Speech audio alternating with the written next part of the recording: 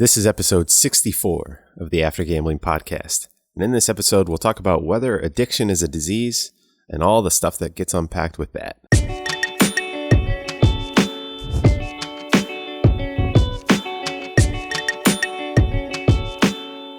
Hey there, and welcome to an impromptu episode of the After Gambling podcast.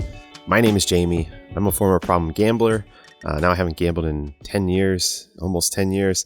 And I do this little podcast. And this morning, I'm recording this. It's about 7 a.m. Woke up, was doing a Twitter scroll, and came across a really interesting question in my feed. And it's from an account called Birth of Clarity.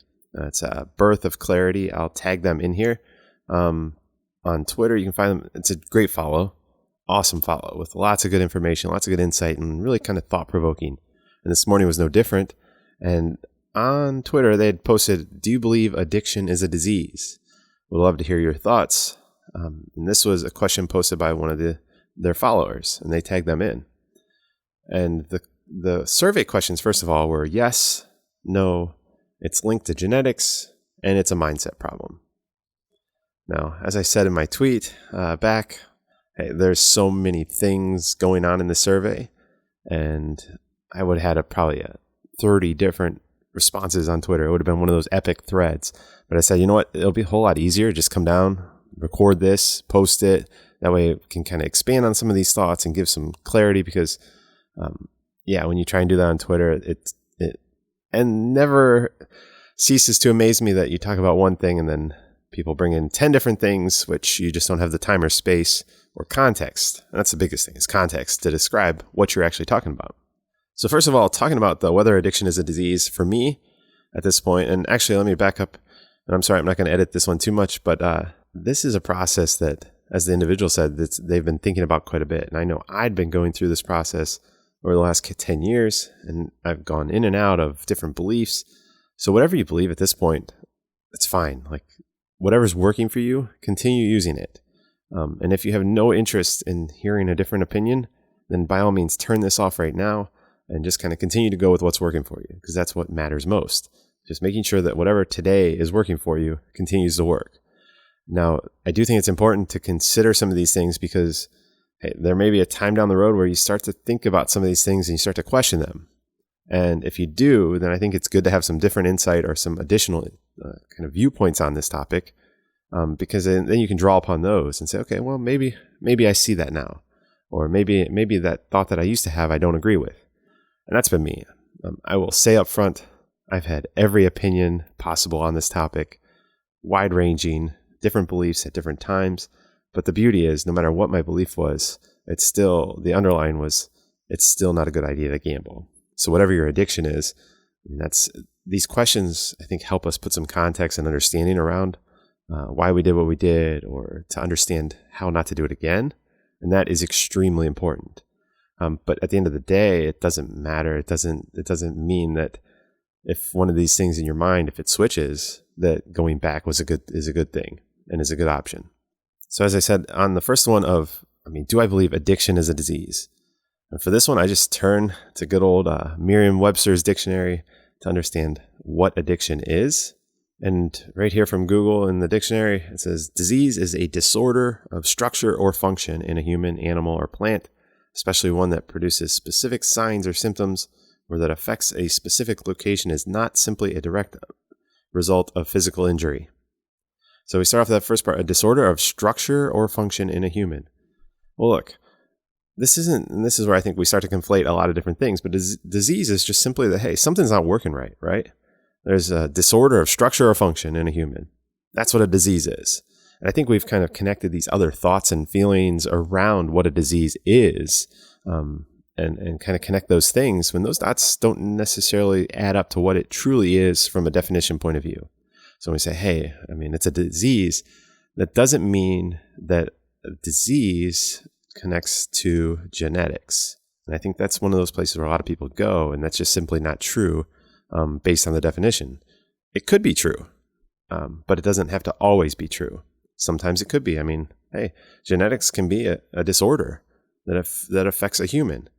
But a disease is that broader one. It's not a specific. So in my view, I mean, whether it's a disease, I mean, and I think it comes up because in AA and GA, you say, hey, this is a disease that we have. And I know a lot of people don't like that term because they feel like it's something that somebody did to themselves. But even if you did it to yourself, it's still, hey, you have a disorder of structure or function. Now it's just whether it's kind of rooted in mental thought. But I mean, a mental thought, that's disease, just in not functioning well. So this one is the easy question to ask. So let's get that one out of the way. Then the survey had several things mixed in, and ideally these would be, like I say, separate, I think, and it would give a lot more structure to it. But I understand Twitter and the limitations, and you got to get all this stuff out. And hey, this created this hopefully thought-provoking episode that I'm doing here. And so it was really good to have these things mixed in. But is it linked to genetics? And that was one that so far is kind of not leading in the polls. But this is one of those common things, and I'm not going to get into this. I don't study it. I'm just going to speak from my personal experience and my observational experience of observing so many people over the years. And I don't know. The answer to this one, I don't know. Right? And that's, I go this place. I do say, and I've probably said on the podcast before, people always say, hey, genetics or addiction runs in our family. And I've made the comment, addiction runs in almost every family. It's just a matter of, are you addicted to work or school or drugs or alcohol or whatever it is? There's so many different forms of addiction. I'd struggle to believe that there's a group of humans that are a family that don't have some kind of addiction in their family. So is addiction linked to genetics? I don't know. But I do know from environment stuff. I mean, we're all impacted by our environment, whether it's a teacher, a parent, a sibling, a friend. All those things make up the fabric of our lives. That stuff I know for fact, right? We're shaped by the views that our parents have and the views that our teachers have and the views that influential people that we're around have on our lives. And the hope is that all those people only inflict all the positive stuff. But that's just not a reality. I mean, the reality is we all are kind of projecting our thoughts, our fears, our insecurities. All those things get projected out and picked up by other people. It's just part of the human experience. And while we try to do our best as parents, and hey, I'm a parent, I have a 7-year-old and a 5-year-old, and I try to do my best. And I know, even in trying to do my best, that I'm messing them up in certain ways. I'm interjecting my background, my experiences, my views on the world on them. And they're all I'm trying to do the best I can on those. But it's bound to happen where some of those things are going to rub off and have negative side effects. And so that's one of those things that I think from just kind of a parent's point of view, would it be great if I could say, hey, if they have addiction issues, it's just a genetic thing. It's something that, hey, I'm sorry, but we passed down and I didn't have any input on that. That would definitely be the easier path for me. It would be more comforting for me. And I think a lot of times that story is one that it's a story of comfort. And I think there's a lot of good that can come out of that to help somebody get out of addiction or through these really tough times. Because when you're in the middle of this, we all know you don't need other things piling up. And so that's why I think early on, even for me, it was really helpful to look at it as, hey, this is just something that is genetic. It's something that runs in our family or it runs in families. And you kind of see these different addictions of different types. People paying a lot of attention to things, whether it's work, like I said, or school, or whatever the case may be. Oh, yeah, we have addictive personalities. But when you really unpack that, you can just say, hey, we have these worldviews that we're going to work hard, and we're not going to let other people get ahead by outworking us, and we're going to do our best. And all these little things just kind of add up into shaping this environment that's around us from birth. And that's the thing. I mean, I know they've tried to do studies where you have identical twins that live in separate homes to try and, I guess, pull out whether it's genetics or what's environment. But that's such a one-off. And even within that, I mean, there's so many different factors that come into play. The moment that a baby is born at a hospital, and depending on which room they get wheeled to, and who the people are in there, and what their background and what their experiences are, those kids' lives go in completely different directions. Not because the kids, but just because the environment around them. And that's just a reality that I don't think it's impossible for me to figure out how we can separate that to make this decision. Okay, what's environment, what's genetics? Because it's all from day one. you have environment impacting you. And as I said earlier, it's not that the environment's trying to do things in a negative way. In fact, I think a lot of times, the more that we try to do these positive things and that result in positive outcomes, sometimes we just have unintended side effects, that things go a little astray and we have to rework it and rewire things down the road to understand, okay, hey, that thought that we had back there is not going to be useful in this specific part of our lives. And then finally, the last piece that was on the poll was about, is it a mindset problem? And this is one that I think this really hits at all the Mark Manson books, which is our perception is just that. It's our perception. We can choose to have whatever view we want.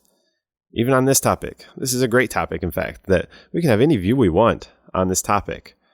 Just understanding that, hey, whatever it is, that's our view on it. And whatever works for us is great. And it doesn't really matter. I mean, this podcast isn't designed to answer this and win this debate. It's designed to share my point of view, to hopefully help you kind of form a point of view that works for you. Because whatever your perspective is, I want this thing to be something that's freeing for you, that helps you grow, helps you develop, and mostly makes you resilient. I want people that are resilient, because resilience goes above addiction. I mean, now all of a sudden, now you're not only just not doing the thing, you're actively doing things that make it really hard for that addiction to ever get back in and to ever impact you. Because now you have all these different lines of defenses. That's why, I mean, just kind of the whole willpower is not enough. It just isn't. I mean, you have to have these different things in place, or you don't have to. I mean, people do. I'm sure people go decades using just willpower. I've seen it. And to be honest, I struggle when I see it, because I'm thinking, man, there's still so much risk there. And you see these people and they're still struggling because they're relying on just one thing. And that's why I think, for me, I know that the more things I get in place, the easier it's become. I've often said, everybody says when they email me, hey, thanks for doing this, like, you have no idea how much it's helped me. And my patented response is, thank you. And you don't know how much has helped me to help you. It's one of those things that it's just become another thing that frees me up. And the more things that we add, these barriers in place, and just kind of these additional insights and views and thoughts, it just helps us to grow. And all of these things are just further just kind of strengthening that mental muscle.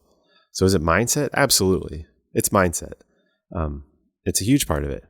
If it was truly genetics, it would be really hard to just flip the switch. And you see so many cases, myself especially, where you just flip a switch and it's like, on July 14th, I'm a gambling addict. July 15th, I get caught. And from then on, never gamble again. Genetics, it would be a lot more difficult, I feel like, if it was truly a genetic thing. Not that maybe genetics don't play some role. Maybe they do. But there are so many environmental things that I can trace and I can identify and say, hey, that mindset that really helped me as a golfer, that really helped me as a businessman, really made it really difficult for me in addiction. And I had to rethink those things and understand that those things could cut both ways. They could be positive and they could be negative in my life. So if we do change our mindset, change our views, and along with changing mindset, changing our environments. I mean, sometimes we just have to get away from people. I know that was when I was driving home from Indiana, I was calling people that I would play poker with and say, hey, not playing anymore. I changed my environment. I changed all those things. And as the more things changed, the easier everything became. So hopefully this was insightful. Hopefully the audio is going to come through okay. And like I said, I'm not going to edit this too much because I just want to get it out. Working from home. I always work from home, but now I got more people around. So I'm trying to do this a little quietly. It's early morning and try not to wake people up. So hopefully this works out and get this out to you. And I'll continue to kind of post some new stuff. Have some ideas for the coming weeks. Trying to get back on a schedule because, this whole COVID-19 thing has gotten us all out of whack. It's just starting to get back in a little bit of a rhythm. And then this kind of came in and hit. And it's disrupted my schedule. I'm sure it's disrupted your schedule. And it's just more the reason to be resilient, right? Because whatever your addiction is, times like this, man, they would hit us hard. Because it would be that reason, that excuse to say, you know what, well, I mean, if all this stuff's going on, then why shouldn't I just do this thing? But the reality is we know that that's not true. That it ends poorly. It always ends poorly. And so to know the whole story, to know that just that one little time or whatever, or making some excuse because of global pandemic, it's going to end poorly. We know it. and why not just rise above it? And as Bertha Clarity always says, look, all these things, these addictions, those are the things that keep us trapped. So definitely, like I said, follow him and subscribe to his account. It's got great stuff there. It's been cool to see that account grow. And yeah, be resilient, be nice to people. This is a tough time. Give everybody, as I've been saying, give them some space and grace. We all need a little bit more space and a whole lot more grace right now as we deal with each other in tighter quarters. But when we come through this, and we're definitely going to come through this, let's just kind of continue on some of these things. Being kinder to people, giving some people more space, and also appreciating all the things that we have, because we are so lucky to live in this day and age. I would not want to live in any other time, even now with this global pandemic going on. I wouldn't want to live any other time. I mean, look, I'm here. I was able to read a thought that helped me this morning at 7 a.m. Now I'm looking at my screen at 7:27. I'm wrapping this thing up. I'm going to be able to share this with people around the world. Hopefully it helps them as well to get through this tough time, but also to kind of put some more clarity around this question of, is an addiction a disease, or is it genetic, or is it just a mental exercise of just reframing your mind? So hope this helps. As always, I'm not a doctor, I'm not a lawyer, I'm not a therapist, I'm not any of those things with letters before or after my name. So please seek out professional help. You definitely deserve it. And there's so many different things with teleconferencing now, whether it's your doctor or your therapist. You should be able to still continue to check out those things. I know we've gone to Zoom meetings for our local GA meeting, which has been cool. So with all this constraint, you have some really cool innovation and opportunity to change how things are done, to just kind of keep going, push forward. So that's what we need to do. So I appreciate you listening, and I will see you in the next episode.